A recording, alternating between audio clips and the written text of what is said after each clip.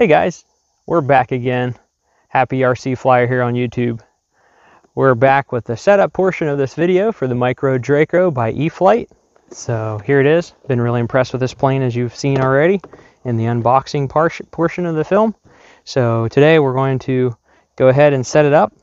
We have the 300 4S and a 300 3S. So we'll go ahead and show you how we're going to set that up and where we're going to put the battery. So you can come on in here and we'll show you that this is really cool. I like how this is designed. It has two magnets in the front, one magnet in the back.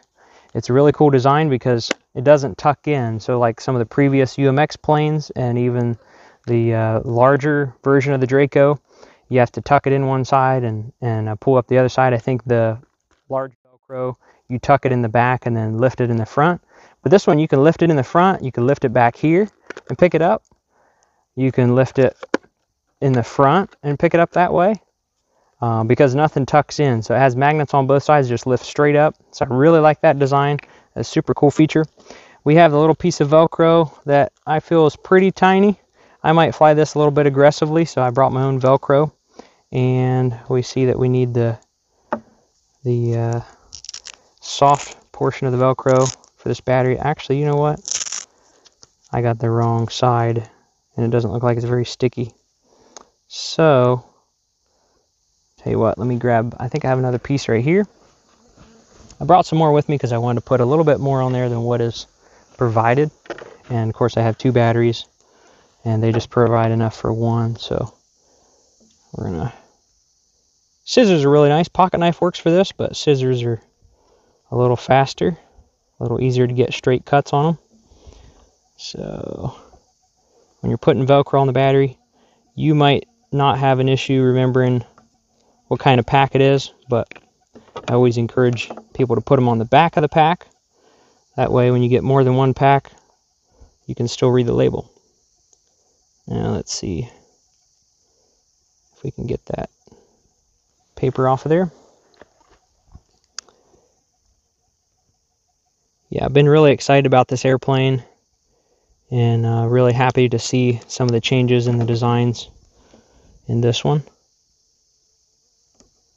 Been looking forward to flying it. We have a slight breeze this morning, but it's not bad.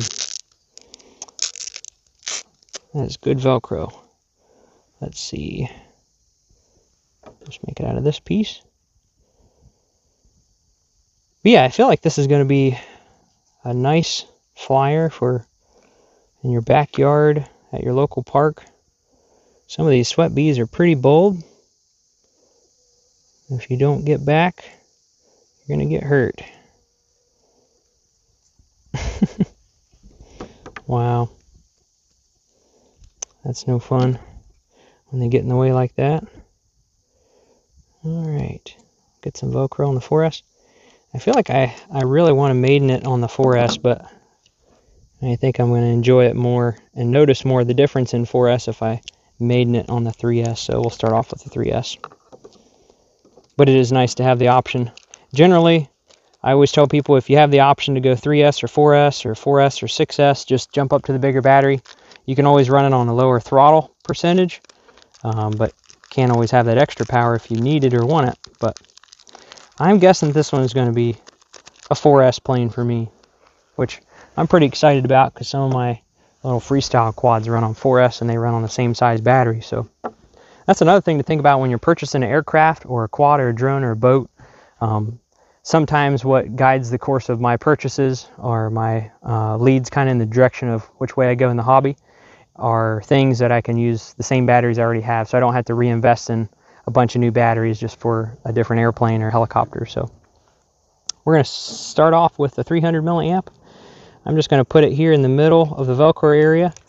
I generally will tell people, and it's found it to be true, that if you put it in the center of the battery area, like if you have battery straps, center your battery in the middle of the straps, or in this case we have a strip of Velcro, we're going to center it in the middle, and you use the recommended battery pack and put it in the recommended area on a bind and fly plane where all the electronics are set up already. Then you usually find out that it works pretty well. So I don't have my transmitter updated. I'm not aware if they have. They may have updated the software for the NX radios to include the bind and fly profile for the micro Draco, but I haven't updated mine. I kind of forgot to do that recently, so mine hasn't been updated since they came out with this Draco. Actually, I think it has, but it's not in there for some reason. So I'm going to go ahead and bind it to a profile that I have set up for the full-size Draco or the 2.0 Draco. So we're going to start off with that. A lot of these microplanes, I'm assuming this is the same way, that when you power it up, it has that all-in-one electronic board, and so when you power it up, it's going to automatically go into bind mode for the first time if you don't already have your transmitter on and it doesn't have the transmitter signal there, the encoding, to just bind up to your transmitter. Then it's going to be looking for one. So in this case, we're going to go ahead and take and turn this on to put this in bind mode first. First time it's been powered on. I'm going to hang on to the airplane. I'm putting my transmitter in bind mode. It's turning on. It's binding. Not seeing it. Might be too close. Says it's trying to bind. So maybe there is a bind button for these.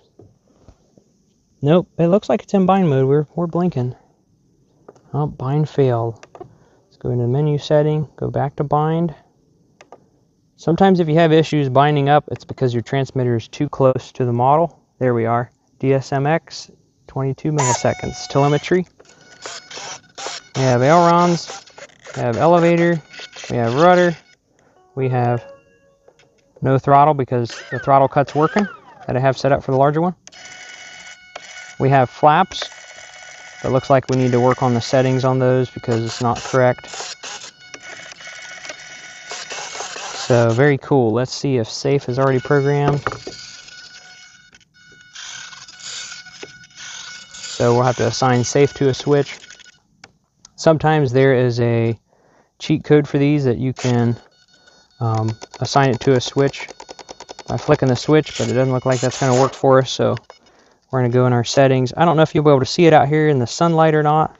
Maybe we should try to show this portion in case somebody's needing some help. We're going to look at the flaps system, and we do have our flap set up. So let's turn the plane around so we can kind of see what we're working with here. So you can see the flaps need to go up a little bit. Let's just move our box out of the way. Our flaps need to go up a little bit in the position. So, and actually I want to reverse them so where down is down and up is up. So I'm going to take and I'm going to crank them up so they'll be up in that position. Go up probably to plus 100. There we are. And then we're going to go down in the second position. We want half flaps. And then we want full flaps. Let's see. Here's where we want full flaps. So then see how much flaps leverage we can get out of them. Looks like they max out about 100, which is pretty close. You don't want them maxed out. You want to back them off just a little bit.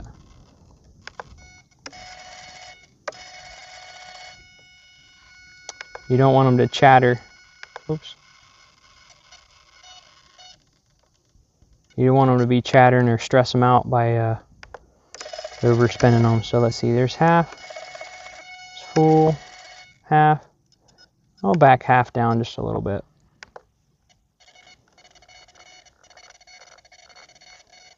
Okay. Full flaps, half flaps. That's pretty good. All right, now we're going to go back. Yep, okay. Now let's make sure our control surfaces are moving correctly. Right aileron, left aileron, up elevator, down elevator, right rudder, left rudder.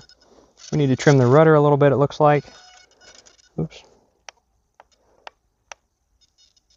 I have my trims turned down. Looks like it's not level out of the box. So there is centered. Let's trim it over in the trim settings. It might not get enough. That's pretty close with the trim settings. Okay, Now let's set up our safe. So we're going to go to forward programming. There it is. Passed it up. See if it connects. Oh, it failed. So maybe we can't do forward programming with this. Maybe we just need to set it up in the assignment, channel assignment. So let's go to the next menu. Go to channel assignment. Let's see, we have, what is that? B. Let's set B up on gear. Let's set it up on 7 as well. Between the two of those, it should be correct. Okay, here we go.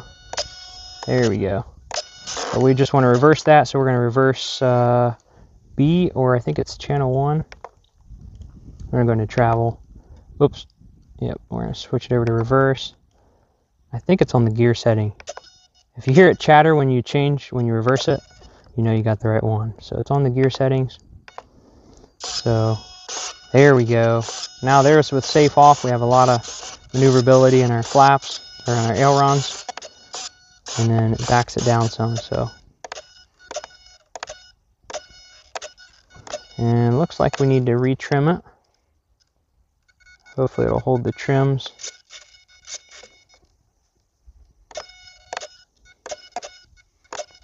Yeah. Okay, I think we're ready. And I'm not sure where to go on the timer with that, but let's see if we have telemetry. We do, so that's really cool. I like that. 12.3 volts. Tells you your temperature, your throttle percentage, and obviously your percentage of your battery, ESC status. So, okay, I think we're running out of excuses. I think we need to go maiden this thing. But at least this completes the setup portion. And if you have any questions, you can drop them in the comments. And stay tuned if you want to see the maiden flight. Thanks for watching.